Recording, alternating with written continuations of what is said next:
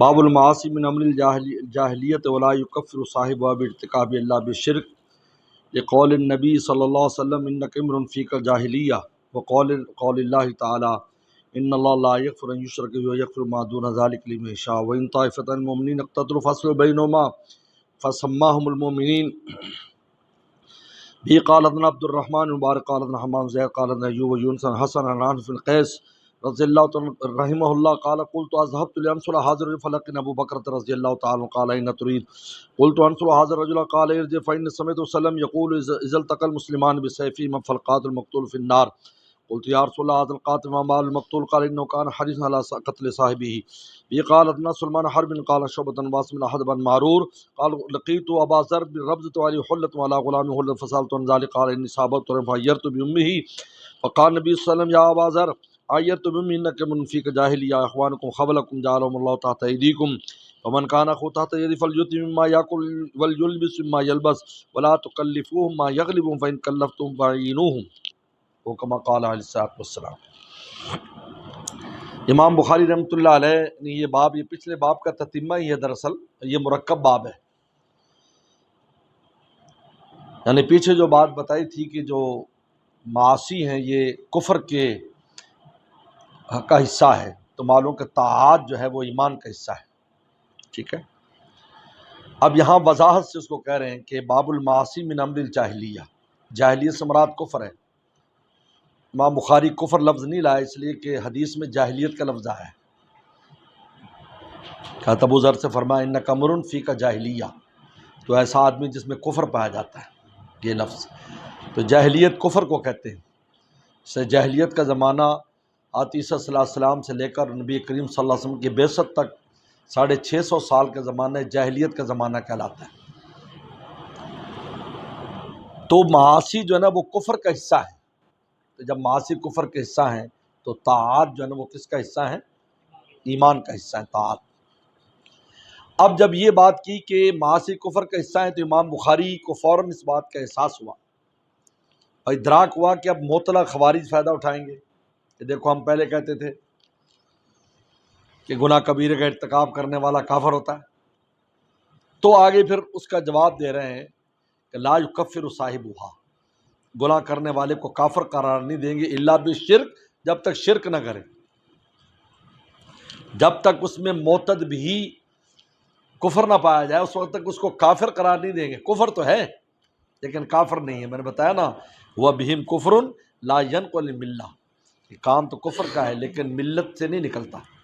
بات سن بات ہے تو یہ مرکب ترجمۃ الباب ہے۔ اصل مقصود پہلا حصہ ہے کہ معاصی من امر الجاہلیہ یہ مقصود ہے، لیکن اس کے اوپر دوسرا فریق اور گمراہ لوگ فائدہ نہ اٹھائیں، ولا لا یکفر صاحب الا بالشرک، کہ گناہ کا ارتکاب کرنے والے کو کافر قرار نہیں دیں گے جب تک کہ وہ کیا نہ کرے، شرک نہ کرے۔ شرک سے مراد کفر ہے۔ بس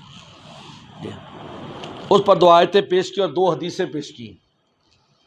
یاد رکھو جو پہلی حدیث ہے یہ دوسرے حصے کے موافق ہے، دوسرے حصے کے مطابق ہے کہ لا یکفر صاحبہا، اور جو دوسری حدیث وہ پہلے حصے کے مطابق ہے کہ باب المعاصی من امر الجاہلیہ۔ اب 2 آیتیں پیش کی۔ پہلی آیت ان اللہ لا یغفر ان یشرک بہ، یہ دوسرے حصے کے لیے پیش کی ہے کہ لا یکفر صاحب اللہ بالشرک، گناہ کرنے والے کو کافر قرار نہیں دیں گے جب تک کیا نہ کرے، شرک نہ کرے۔ وَیغفر ما دون ذلک لمن یشاء، اس کے کم درجے کا جو بھی گناہ اللہ معاف کر دیں گے، شرک معاف نہیں کریں گے۔ لہٰذا یہاں شرک سے مراد ہے مطلق کفر ہے، اگر کوئی مشرک نہیں ہے لیکن اللہ رسول کا منکر ہے جیسے دہری ہیں تو وہ بھی شامل ہے اس میں۔ تو لہٰذا شرک کے برابر یا شرک سے آگے اگر وہ ہوگا تو وہ کافر ہے، لیکن اگر شرک سے کم ہے تو اللہ تعالیٰ اس کو معاف کر، یغفر ما دون ذلک لمن یشاء، جس کو چاہیں گے معاف کر۔ وہاں بھی لمن یشاء ہے، اختیار اپنے ہاتھ میں رکھا ہے کہ جب چاہوں گا، اگر چاہوں گا تو، لیکن بخش دیں گے، بخشش کے مشیت کے تحت آ جائے گا بخشش، لیکن کافر کو نہیں بخشیں گے۔ ان یشرک بھی، تو یہاں لفظ شرک لا کر مطلقاً کفر مراد ہے کہ جو بھی ضروریات دین کا انکار کرے گا کسی درجے میں وہ کافر ہے، چاہے وہ دہریہ ہے، وہ مجوسی ہے، کوئی بھی ہے۔ تو لہذا یشرک بھی ان یکفر بھی، جب تک کفر نہ کیا جائے، یعنی معتد بھی، جب کفر جو ہوتا ہے نا عقائد سے جس کا تعلق ہے، ضروریات دین سے، جب تک وہ نہ کیا جائے تو اللہ تعالیٰ معاف کر دیں گے. اگر وہ کر دیا لا یغفر، پھر اللہ معاف نہیں کرے گا. ان یشرک، لیکن تو شرک سے تعبیر کر کے مطلقاً کفر مراد ہے. شرک سے کیا مراد ہے؟ لیکن شرک سے تعبیر کیوں کی؟ مولانا شبیر عثمانی رحمہ اللہ نے بتایا کہ تفسیر میں اللہ نے بڑا ان کو مقام عطا فرمایا. وہ کہتے دراصل قرآن کو سمجھنے کے لیے اس زمانے کا ماحول سامنے رکھنا ضروری ہے. اس زمانے کا اگر آپ قرآن سمجھنا چاہتے ہیں اس وقت ماحول کیا تھا، لہٰذا قرآن اس ماحول کے مطابق آیا. جیسے قرآن نے کہا کہ تمہارے لیے سواریاں زینت ہیں، اور اس میں گھوڑے بیان کیے، خچر بیان کیے، حمیر بیان کیا، گدھا بیان کیا کہ تمہارے کام بھی کرتے ہیں، وہ زینت بھی ہے، گھوڑا انسان رکھا ہے، اونٹ رکھا ہوا ہے. لیکن اس زمانے کے اعتبار سے، آج اس اعتبار سے نہیں. آج گاڑی رکھی، موٹر سائیکل رکھا ہوا ہے، بڑی گاڑی ہے تو اونٹ ہے، کار ہے تو گھوڑا ہے، موٹر سائیکل ہے تو کھوتا ہے، رکشا ہے تو وہ کھچر ہے. یہ رکھا ہوا ہے، یہ زینت کی چیزیں. آج اس زمانے میں اب گھوڑا وغیرہ تو نہیں رکھ سکتے. قرآن نے زینہ کہا ہے کہ یہ سواریاں زینت کے لیے. آج اس کی ترتیب بدل گئی، لیکن قرآن کو سمجھنے کے لیے وہ ماحول ضروری ہے کہ اس زمانے میں یہ چیزیں زینت کی تھی. تو لہٰذا حضرت نے بڑی عجیب بات فرمایا کہ اس زمانے میں 4 دنیا میں فرقے تھے کافروں کے، 4. سب سے پہلے مشرکین مکہ جنہیں 360 بت نصب کیے ہوئے تھے، ان کا شرک واضح. نمبر 2 مجوسی، یہ 2 خداؤں کے قائل تھے، ایک نیکی کا خدا اہرمن یزدان اور ایک برائی خدا اہرمن، اور آگ کی پوجا کرتے تھے. آج بھی مجوسی آگ کی پوجا کرتے ہیں. کراچی میں ہم نے ان کے وہ دیکھے ہیں جو عبادت کیجیے، آگ کی پوجا کرتے ہیں، آگ پوجتے ہیں. اہرمن نہیں آ رہی آواز؟ گھر والا لگا ہی نہیں. وہ دیکھو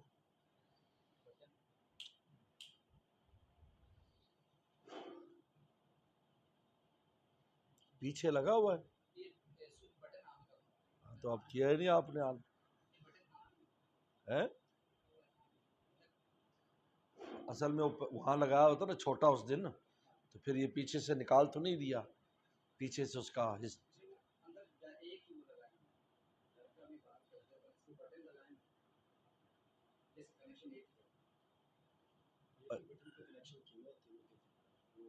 آپ دیکھو پتہ کرو. عجیب بات ہے، وہ اصل میں چھوٹا جب لگاتے ہیں تو اس سے کچھ ڈسٹرب ہو جاتا ہے. وہ تو لگاتے جلاس کے لیے لگایا تھا. اچھا ٹھیک. تو اس زمانے میں یشرک بھی 3-4 فرقے تھے. مشرکین مکہ، نمبر 2 مجوسی، وہ بھی 2 خداؤں کے قائل، نمبر 3 عیسائی، وہ 3 خداؤں کے قائل. عیسیٰ صلی اللہ علیہ السلام کو خدا مانتے، مریم علیہ السلام کو، اللہ تعالیٰ کو، جبریل السلام کو. اقانیم ثلاثہ کہتے ہیں، اقانیم ثلاثہ، اقنوم کہتے ہیں ستون کو، کہتے اس کائنات 3 ستونوں پر قائم ہے. ایک اللہ تعالیٰ کی ذات ہے، جبریل السلام اور عیسیٰ السلام، ان کو کہتے ہیں اقانیم ثلاثہ. کیا کہتے ہیں؟ اقانیم ثلاثہ. اچھا، اقانیم ثلاثہ کہتے ہیں. یاد 3 خداؤں کے قائل ہیں. عیسائی مشرک ہے، اور ان کو کہو کہ یار یہ 3 آپ تو توحید کے قائل ہو، کہ جی 3 ایک ہے، ایک 3 ہے. کیا کہتے ہیں؟ 3 ایک ہے اور ایک. یار یہ گنتی تو ہمیں سمجھ میں نہیں آتی. کہتے ہیں یہ متشابہات کی طرح ہے، جیسے تمہارے یہاں متشابہات ہے. یہ سن لو، سمجھو بات کو میری، یہ مناظرانہ بات کر رہا ہوں. وہ کہتے ہیں یہ تو متشابہات کی، جیسے تمہارے ید اللہ، اللہ کا ہاتھ متشابہات میں سے، اللہ عرش پر بیٹھے متشابہات، الف لام میں یہ بھی متشابہات ہے، 1 3 اور 3 1. یاد رکھو ایک بات بڑی قیمتی یاد رکھو. ایک ہوتا ہے محالات العقول، محالات العقول یعنی عقل اس کو محال قرار دیتی ہے، اور ایک ہوتے ہیں مہارات العقول، عقل حیران ہے سمجھنے سے، حیران، مہارات حیرت سے. ایک ہوتا ہے محالات العقول، ایک تین تین ایک، یہ محال ہے عقل کے نزدیک. یہ کیسے تین ایک کیسے اسے شرک تو ہے. آپ تین کو ایک کیسے قرار دیں گے بھائی؟ ایک چیز کو آپ مرکب کر کے جوڑ دیں اور نام ایک دے دیں تو وہ ایک تو ہے ہی نہیں.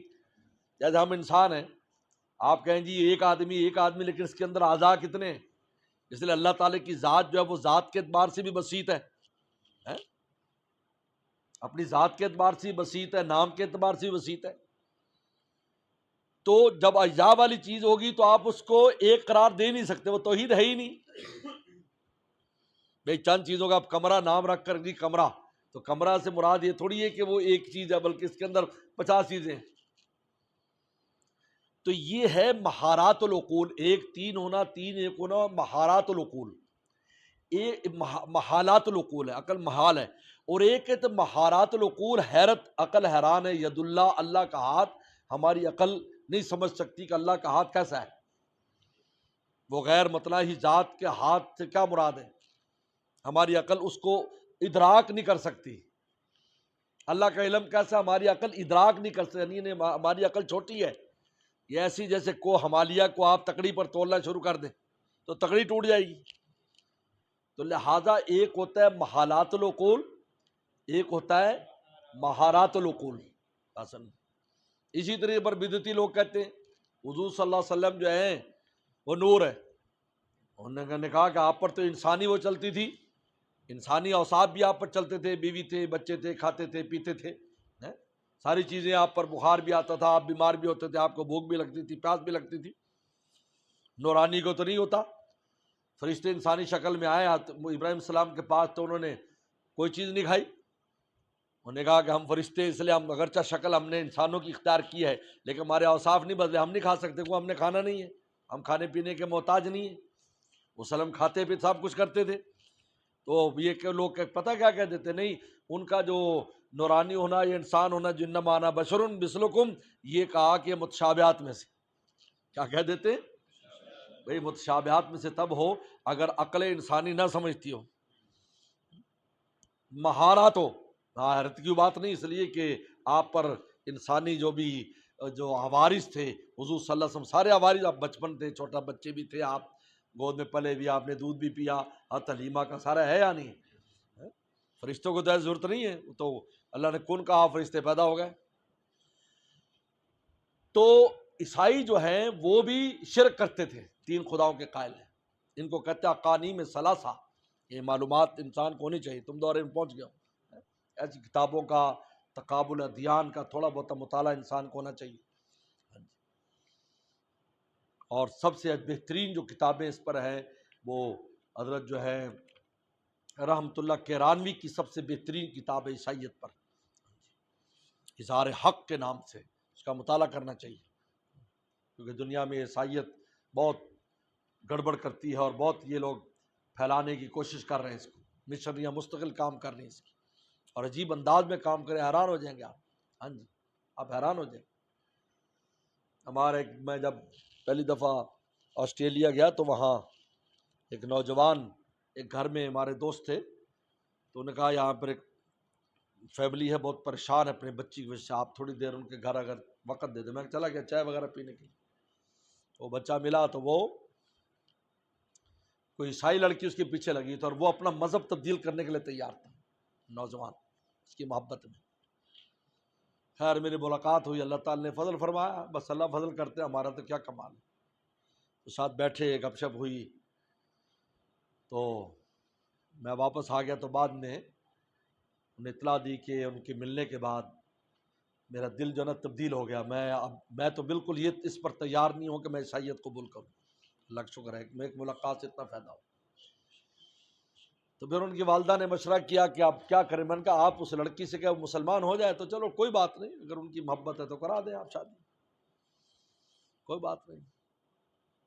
تو اس لڑکی کو بلایا اس کی والدہ نے اور کہا بھائی آپ جو یونیورسٹی میں پڑھتی، یہ بھی پڑھتا ہے، اپنی کلاس فیلو ہے، اگر آپ چاہتی ہیں شادی کرنا تو آپ مسلمان ہو جائیں. تو اس لڑکی نے بتایا کہ میں تو مشنری ہوں، میں کوئی اسٹوڈنٹ نہیں ہوں، میں تو عیسائی بنانے کے لیے کالجوں اور اسکولوں میں داخلہ ہم لیتے ہیں. اور جب وہ بن جاتے ہیں تو پھر ہم شادی نہیں کرتے، ان کو کسی اور کھاتے میں ڈال دیتے ہیں۔ انہوں نے کہا میں مشن، مجھے تو تنخواہ ملتی ہے، میں کیسے کر، میری تو یہ ڈیوٹی ہے اس طرح کا۔ اس وقت ہوش آیا ان کو، یہ کیا ہوا، یہ حالات ہیں۔ ہمارے جو بچے پڑھتے ہیں اسکولوں میں، وہ یہ ان کا کام ہے، مشن، ان کو تنخواہ $10,000 یا $20,000 مہینے کی تنخواہ ملتی ہے اس کو، پھر یہ کہ ان کو آپ کنورٹ کرو نوجوانوں کو، ہمارے جو ان ملکوں میں شاہی ملکوں میں رہتے۔ پھر اللہ تعالیٰ نے بڑا فضل فرمایا، ایک پردے دار بچی سے اس کا وہ ہو گیا، پھر اس نے شرط لگا دی کہ حضرت میرا آ کے نکاح پڑھائیں۔ یہاں سے پھر نکاح پڑھانے دوبارہ آسٹریلیا گیا میں 1 سال کے بعد، وہاں جا کے نکاح پڑھایا، پھر شہر سے پھٹا کیا، واپس آیا۔ تو عیسائی جو ہیں یہ اقانیم ثلاثہ کے قائل ہیں۔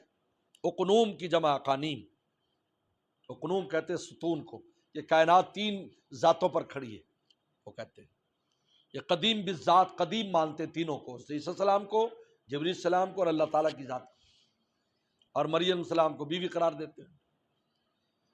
تو یہ بھی مشرک ہے۔ اب آگے یہودی چوتھے نمبر پر، تو یہودی مشرک ہے۔ قالت الیہود عزیر ابن اللہ، وہ کہتے ہیں عزیر اللہ کے بیٹے ہیں، وہ بھی مشرک ہو گئے۔ اور یہ فرقہ آخر تک رہا ہے عزیریہ۔ آج بھی یہودیوں میں، اگرچہ عام یہودی تو اب اس کے قائل نہیں ہیں، بہت سی چیزیں تبدیل ہو جاتی ہیں، لیکن اس زمانے میں سارے یہودی مانتے تھے۔ اس لیے جب یہ آیت اتری، کسی نے نفی نہیں کی، کسی یہودی نے کہ ہم نہیں مانتے عزیر کو بیٹا، کہ نفی نہیں کی، تو نفی اور تردید نہ کرنا خود دلیل اقرار کی۔ آج اگر یہودی نہیں مانتا تو ایسا تو بہت سی چیزیں، بہت سے فرقے ان کے بڑوں نے کچھ لکھا ہے، بعد والے نے وہ چیزیں نکال دی، کہا کہ نہیں ہم نہیں مانتے، لیکن ہم نے تو اصل دیکھنا ہے نا۔ تو عزیر یہ فرقہ آج بھی پایا جاتا ہے کہ جو عزیر السلام کو بیٹا مانتے، تو یہ بھی مشرک ہے۔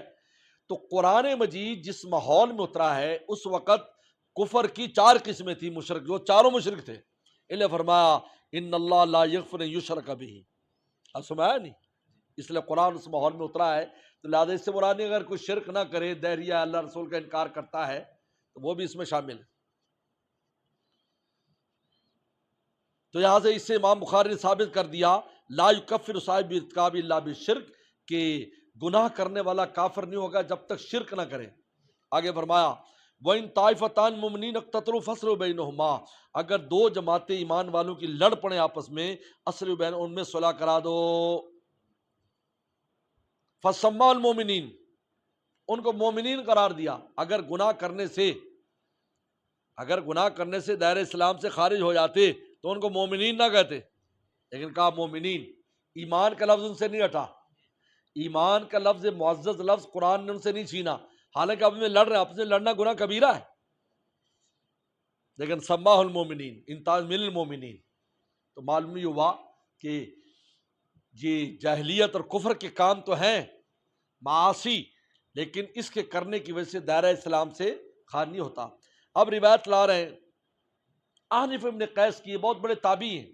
احنف قیس عاقل العرب، عرب میں سب سے عقل مند انسان تھے، یہ تابعی، دیکھنے میں معمولی سے تھے، کہتے بالکل ان کی جو ٹانگیں تھی وہ بھی ٹیڑھی تھی، اس لیے احنف کہتے ہیں جن کی ٹانگیں ٹیڑھی ہوں، لیکن اللہ نے ایسی عقل دی تھی کہ اپنے قبیلے کے سردار بن گئے، منٹوں میں بڑے بڑے فیصلے کر دیتے تھے۔ حضرت علی رضی اللہ تعالیٰ عنہ کے چاہنے والوں میں سے تھے، لہذا وہ کہہ رہے ہیں قال ذهبت لانصر هذا الرجل، میں نے کہ میں جاتا ہوں اس آدمی کی مدد کرنے کے لیے، یعنی حضرت علی کی مدد کے لیے میں جاتا ہوں۔ 50 آدمی اپنے قبیلے کے لے کر یہ کوفہ جا رہے تھے، جہاں لڑائی ہو رہی تھی حضرت امیر معاویہ اور حضرت علی کی، یا جنگ صفین یا جنگ جمل۔ جنگ جمل وہی جو اما عائشہ اور حضرت علی کے درمیان جو لڑائی ہوئی، اور جنگ صفین جو حضرت امیر معاویہ اور حضرت علی کرم اللہ وجہ کے درمیان ہوئی۔ فلقنی ابو بکرہ، کہ مجھے ابو بکرہ ملے، ابو بکرہ نفع نام ہے، نفع، یہ وہ ابو بکرہ اس لیے کہتے ہیں کہ رسی کے، بکرہ رسی کو بھی کہتے ہیں، یہ رسی ڈال کر طائف کے قلعے سے نیچے اتر آئے تھے اور سلم کے ہاتھ پر ایمان لائے، تو ان کا نام ابو بکرہ رکھا گیا، لقب پڑ گیا، اصل نام نفع ہے۔ اور یہ وہ صحابی ہے جس سے عورت کی حکمرانی کے بارے میں روایت ہے، اس لیے اس کو بہت عورت کی حکمرانی کے قائل ان کو بہت برا بلا کرتے ہیں، اللہ معاف فرمائے، صحابہ رسول پر اعتراض کرتے ہیں۔ قال اینا ترید، کہا تو کہاں جا رہا ہے؟ ابو احنف نے قیس سے کہا، حضرت ابو بکرہ نے، قلت انصر حاضر رجل، میں اس آدمی کی مدد کے لیے جا رہا ہوں، حضرت علی کی۔ قال ارجع، واپس چلا جا، انی سمعت وسلم یقول، میں رسول فرماتے سنا، اذا التقى المسلمان بسیفیہما، جب دو مسلمان آپس میں تلواروں سے لڑ پڑیں، فالقاتل مقتول فی النار، قاتل مقتول دونوں دوزخ میں ہوتے ہیں، قاتل مقتول دونوں دوزخ۔ قلت یا رسول اللہ ھذا القاتل، میں نے کہا اللہ رسول یہ قاتل تو ٹھیک ہے دوزخ میں گیا، فما بال المقتول، مقتول کیوں دوزخ میں گیا؟ قال انه كان حریص علی قتل صاحبہ، اس لیے کہ وہ بھی اپنے ساتھی کو قتل کرنا چاہتا تھا لیکن اس کا داؤ نہیں لگا، اس کا داؤ لگ گیا۔ تو ایک نیت کی وجہ سے گیا اور ایک عمل کی وجہ سے گیا۔ یہ حدیث ابو بکرہ نے صحابہ کی مشاجرات پر بیان کر دی، یہ بات سمجھو اچھی طرح، یاد رکھو حضرات صحابہ کرام کے جو مشاجرات تھے اور باہمی جو جھگڑا تھا یہ اجتہادی معاملہ تھا، یہ خطا اجتہادی تھی ایک، اور جب اجتہاد ہوتا ہے تو ایک غلطی کرتا ہے اور ایک صحیح ہوتا ہے، المجتہد یخطی و یصیب، مجتہد غلطی بھی کرتا ہے پھر بھی اس کو ثواب ملتا ہے کیونکہ وہ اپنے اجتہاد کے مطابق کام کر رہا ہوتا ہے۔ لہذا اہل سنت والجماعت کا عقیدہ ہے کہ اس لڑائی میں جتنے بھی شہید ہوئے دونوں کے فریق و جنت میں شہداء ہیں، کیونکہ ہر ایک اپنے اجتہاد پر لڑ رہا تھا، اور ایسا جھگڑا ہو جاتا ہے، بھائیوں میں بھی جھگڑا ہو جاتا ہے، ماں باپ اور بیٹے میں بھی ہو جاتا ہے کسی بات پر۔ یہ مشاجرات صحابہ بھی اسی طرح تھے، یہ اجتہادی خطا اور غلطی تھی۔ اور میں جو پہلے بھی میں بیان کرتا ہوں کہ یہ لڑائی اصل میں تیسرے فریق نے کرائی ہے، دونوں لڑائیاں تیسرے فریق نے، جو صاحب دونوں کے دشمن تھے۔ اس لیے جب حضرت علی اور حضرت امیر معاویہ کی صلح ہوئی تو وہ فریق الگ ہو گیا جو دونوں کا دشمن تھا، انہوں نے حضرت علی کو بھی شہید کیا، حضرت امیر معاویہ کو بھی شہید کرنے کی کوشش کی، خوارج وہ الگ ہو گئے۔ اس لیے مشاجرات جو صحابہ ہیں یہ تیسرے فریق کی وجہ سے ہوا ہے، نکالو یہ تیسرے حضرت علی سے کسی نے پوچھا کہ خلفائے راشدین کے زمانے میں تو ایسا نہیں ہوا تھا، پہلے خلفاء کے زمانے میں، آپ کے زمانے میں ایسا ہو رہا ہے۔ بڑی پیاری بات فرمائی، فرمایا کہ ان کے مشیر ہم تھے، ہمارے مشیر تم ہو، لہٰذا تم ہمیں غلط جب مشورے، کیونکہ مشورہ انسان پر اثر انداز ہوتا ہے، ایک آدمی رات دن پاس ہو وہ کان میں کوئی بات کرتا رہے تو انسان پہ اثر ہو جاتا ہے۔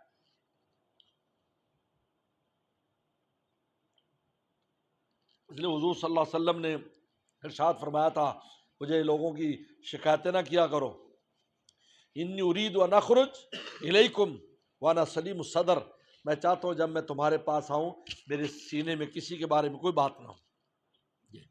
ہمارے کہ اللہ کے نبی نے بھی منع کر دیا، کیونکہ اگر کوئی ایسا بات کرے تو اس پر اثر ہو جاتا ہے۔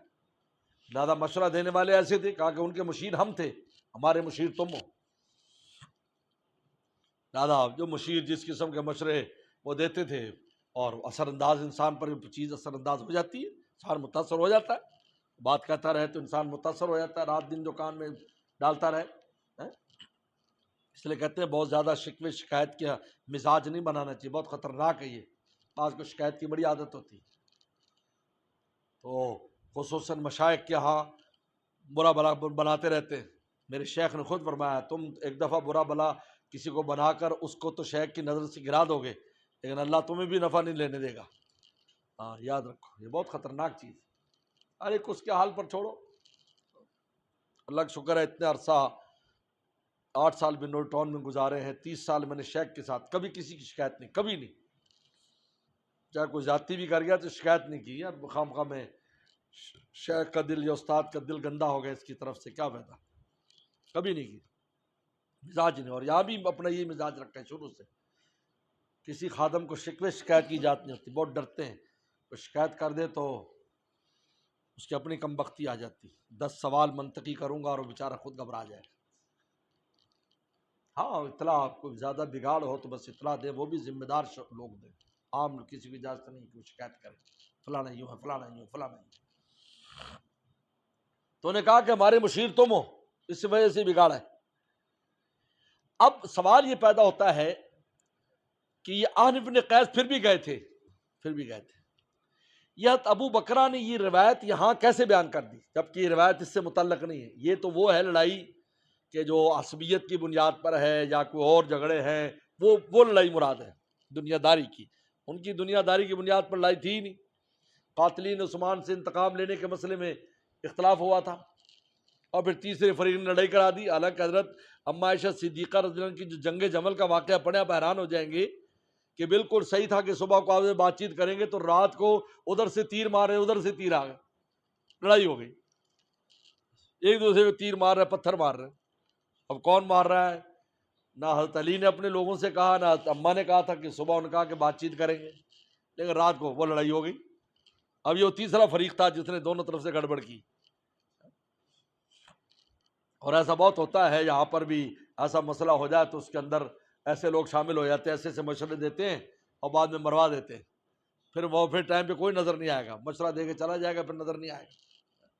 خیر، حضرت ابو بکرہ نے یہ جو بات کی تھی یہ سد ذرائع کیا تھا۔ سد ذرائع یہ ایک بہت اہم بات ہے، اس کو سمجھو۔ سد ذرائع کہتے ہیں کہ جو چیز ذریعہ بنے کسی فساد کا، اس کا راستہ روکنا۔ سد ذرائع یہ ایک شریعت کا قانون اور اصول ہے۔ یہ لفظ شاید آپ نے پہلے نہ سنا ہو، سد ذرائع۔ اصل میں وہ دونوں فریق تھک چکے تھے لڑتے لڑتے، صحابہ کرام اب وہ صلح کی طرف آ رہے تھے۔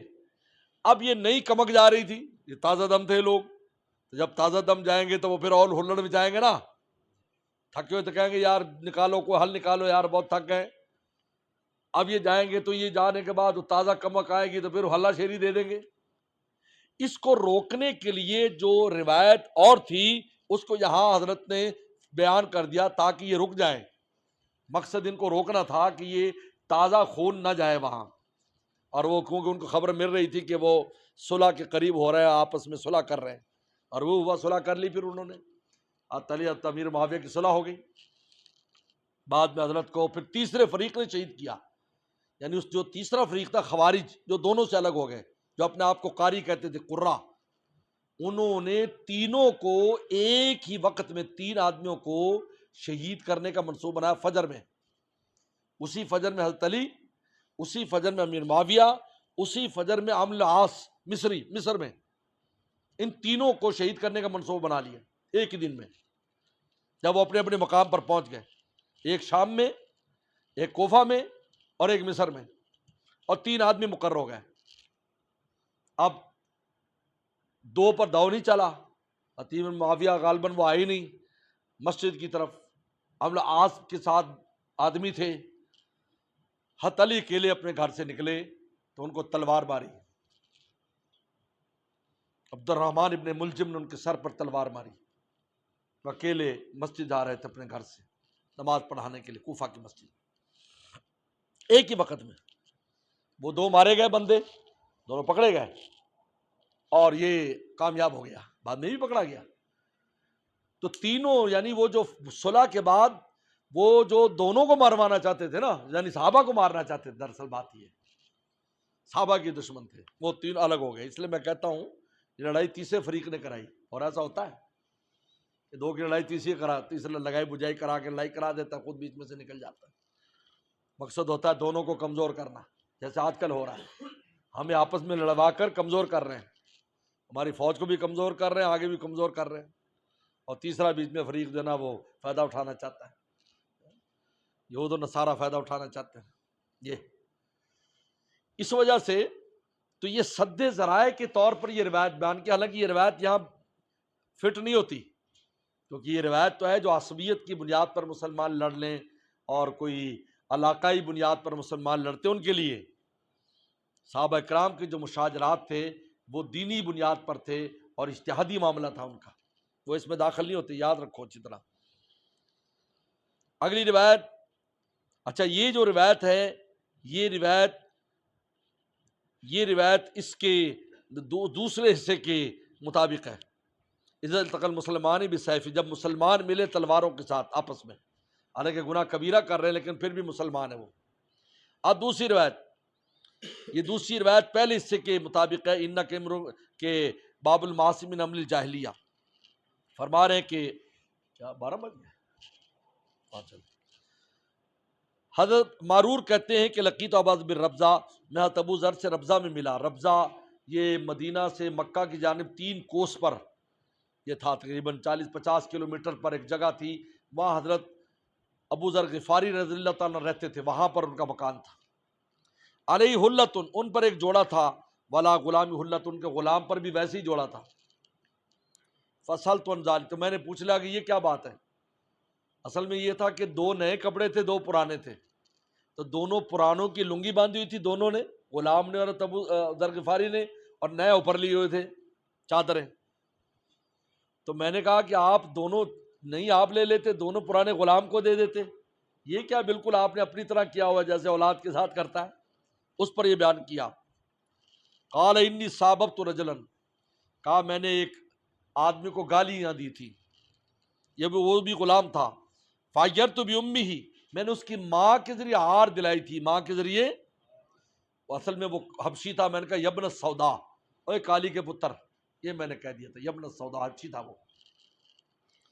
تو حضور صلی اللہ علیہ وسلم سن رہے تھے، فقال وسلم، اور یا ابا ذر عیرت بامہ، تو نے اس کی ماں کے ذریعے عار دلائی ہے، انک امرؤ فیک جاہلیہ، تو ایسا انسان جس میں کفر پایا جاتا ہے، جس میں، دیکھا یعنی معاصی کو کیا قرار دیا رسول اللہ نے؟ یہ جو تو نے گالی دی ہے، یعنی گالی دینا کفر کا کام ہے، کافروں کا کام ہے گالی دینا، گالی نہیں دینی چاہیے، یہ کفر کا کام ہے، یہ مومن کا کام نہیں گالی دے۔ تو ایسا انسان جس میں کفر پایا جاتا ہے، اخوانکم خولکم، تمہارے بھائی ہیں جو تمہارے خادم ہیں، جعل اللہ تحت ایدیکم، اللہ نے تمہارے ہاتھوں کے نیچے کر دیا ہے۔ فمن کان اخوہ تحت یدہ، جس کا بھائی اس کے ہاتھ کے نیچے ہو، فلیطعم مما یاکل، جو خود کھاتا ہے اس میں سے کھلائے، ولیلبس مما یلبس، اور پہنائے جس میں سے خود پہنتا ہے۔ اس نے کہا کہ میں جیسا پہنتا ہوں ویسے غلام کو پہناتا ہوں، جو خود کھاتا ہوں اس کو کھلاتا ہوں۔ ولا تکلفوہم ما یغلبہم، اور ایسی چیز کی تکلیف نہ دے جو ان پر غالب آ جائے، یعنی ایسا کام ذمہ نہ لگا جو بیچارہ کر نہ سکے۔ فَإِن كَلَّفْتُمُ، اگر ذمہ لگا دو، فَإِنُوا، تو ان کی مدد کرو، کہ یار یہ چیز اٹھاؤ، صوفہ اٹھاؤ، اب نہیں اس سے اٹھ رہا تو خود ساتھ لگ جاؤ، تو یہ اگر ایسا کام ذمہ لگا دو تو مدد کرو، ورنہ ایسا کام ذمہ نہ لگاؤ۔ تو کہا اس کے بعد سے جب وسلم ڈانٹا ہے تو میں غلام کو اپنی اولاد کی طرح رکھتا ہوں، لہٰذا فرق کرنا مشکل ہوتا ہے، یہ میرا غلام ہے یا میری اولاد ہے، بات نہیں۔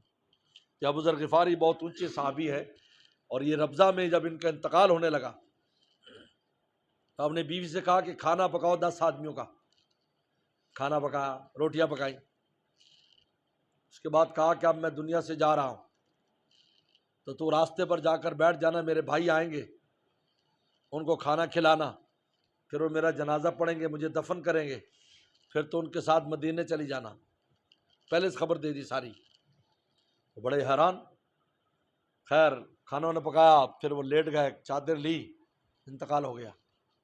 وہ بیچاری روتی پیٹتی وہاں پر بیٹھ گئی راستے پر، تو تھوڑی دیر میں دیکھا کہ وہاں سے گرد و غبار اڑ رہا ہے، قریب آیا تھا تو عبداللہ بن مسعود رضی اللہ عنہ کہیں جہاز سے واپس آ رہے تھے، صحابہ اکرام کی جماعت تھی، انہیں دیکھا خاتون راستے پر بیٹھی، ان کا بہن کیسے؟ کہا میں ابو ذر کی، تمہارے بھائی ابو ذر کی اہلیہ ہوں، ابو ذر وفات پا چکے ہیں، بہت انا اللہ پڑھا، وہاں گئے، ان کو غسل دیا اور وہیں دفن کر دیا۔ کہا کہ انہوں نے کھانا بھی آپ کے لیے پکوایا ہے، سب نے کھانا کھایا، پھر ان کو ساتھ لے کر مدینہ شریف چلے گئے۔ یہ ابو ذر غفاری بہت اونچے صحابہ میں سے ہیں، یاد رکھو۔ سے جبریل السلام آئے، ایک دفعہ تو ابو ذر غفاری بیٹھے تھے، میں نے پوچھا کہ یہ کون ہے؟ کہا کہ میرا صحابی ہے ابو ذر، کہا آسمان والے ان کو زمین والوں سے زیادہ جانتے ہیں۔ یہ ان کی روایت۔ تو بہرحال اس روایت سے ثابت ہوا کہ معاصی کفر کا کام ہے۔ تو بہرحال امام بخاری رحمۃ اللہ علیہ نے بات ثابت کر دی کہ جو معاصی ہیں یہ اگر کفر کے اجزاء ہیں تو طاعات جو ہے وہ کیا ہے؟ ایمان کے اجزاء ہیں، لیکن کافر نہیں ہوتا جب تک کہ خاص قسم کا کفر نہ پایا جائے، ضروریات دین کا انکار نہ کرے، شرک نہ کرے۔ چلو۔